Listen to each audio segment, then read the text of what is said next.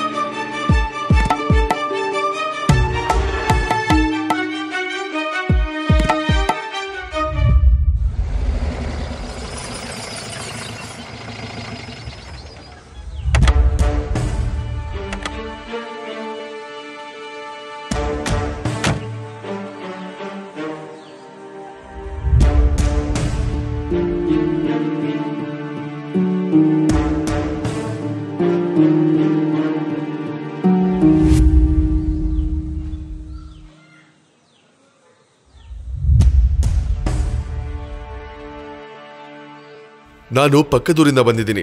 ನನ್ನ ಹೆಸರು ದೇವನಾಯಕ ಅಂತ. ನಿಮ್ಮ ಹುಡುಗಿ ಇಷ್ಟ ಆಗಿದ್ದಕ್ಕೆ ಇಲ್ಲಿಗೆ ಬಂದೆ. ಅವಳನ್ನ ಮದುವೆ ಆಗೋಣ ಅಂತ ಇಲ್ಲಿಗೆ ಬಂದೆ. ನಿಮ್ಗೇನಾದ್ರೂ ಅಭ್ಯಂತರ ಇಲ್ವಲ್ಲ? ದೇವ್ರೇ, ಏನಂತ ಮಾತಾಡ್ತಿದ್ದೀರಾ?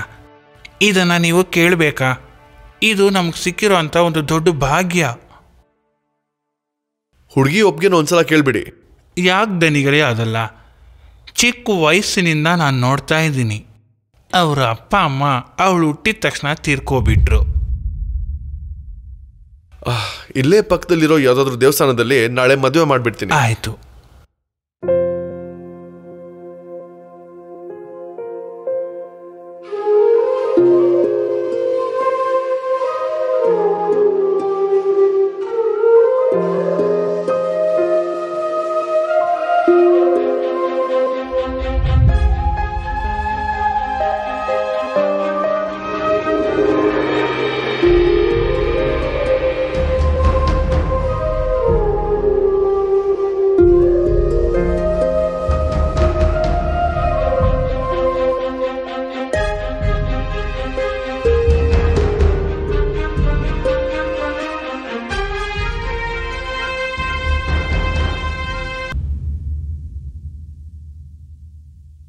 ಬೇಜಾರ್ ಮಾಡ್ಬೇಡಮ್ಮ. ಈ ಮದ್ವೆ ನಿಂಗೆ ಖಂಡಿತ ಇಷ್ಟ ಇಲ್ಲ ಅಂತ ನಂಗೆ ಗೊತ್ತು. ನಂಗೆ ಇವ್ರ ಜೊತೆ ಬದುಕಕ್ಕೆ ಇಷ್ಟ ಇಲ್ಲ. ನನ್ನನ್ನು ಇಲ್ಲಿಂದ ಕಳಿಸ್ಬಿಡಿ. ನೀನ್ ಅನ್ಕೊಂಡಿರೋ ರೀತಿ ಅಷ್ಟು ಸುಲಭ ಅಲ್ಲಮ್ಮ. ನಿಂಗ್ ಮೊದ್ಲು ಗಂಡ್ಮಗು ಹುಟ್ಟಿದ್ರೆ ನೀನಿಲ್ ರಾಣಿ ತರ ಬಾಳ್ತೀಯಮ್ಮ. ಏನಾದ್ರೂ ಹೆಣ್ಮಗು ಆದ್ರೆ